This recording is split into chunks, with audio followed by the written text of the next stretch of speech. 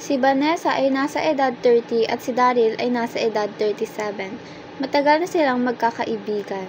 5 sila at lagi silang magkakasamang lumalabas at gumigimik. Nakakailang girlfriend na si Daryl at nakakailang boyfriend na din si Vanessa. Walang nagtatagal sa mga nagiging karelasyon nila. Subalit, ang friendship nilang magkakaibigan ay matibay at lalong pinatitibay sa paglipas ng panahon. Sa sobrang close nilang dalawa ay tinutokso silang may something sa kanila, subalit alam nila sa sarili nilang kaibigan lang talaga. Minsang lumabas silang dalawa lang, nagbiro si Daryl kay Van na pag naging 40 na siya at wala pa rin siyang girlfriend at wala pa rin boyfriend si Van ay silang dalawa na lang ang maging magkasintahan. Tinawanan lamang ni Van ang biro ni Daryl.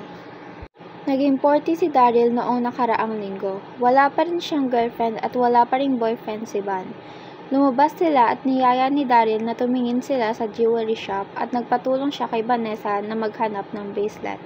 Nakahanap naman si Van ng bracelet na pasado sa taste ni Daryl. Isinuot ni Daryl kay Van ang bracelet at sinabing, "Girlfriend na kita." Sa sobrang overwhelmed ni Van ay napapayag siya ni Daryl. Noong una ay nagkakailangan silang dalawa pag lumalabas silang magka-holding hands at iba na ang label nila. Sa paglipas ng panahon, ang pagmamahalan na para sa isang kaibigan lang ay na-develop.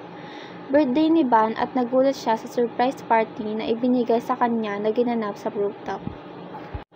Lahat ng mahalagang tao sa buhay nila ay nandun. Subalit, mas na-surprise siya nang lumuhod si Daryl sa harapan niya at sinabing, "Nagsimula tayo as a friend pero di ka nakatiis at ginawa mo na akong boyfriend. Ngayon ay gagawin naman kitang wife ko.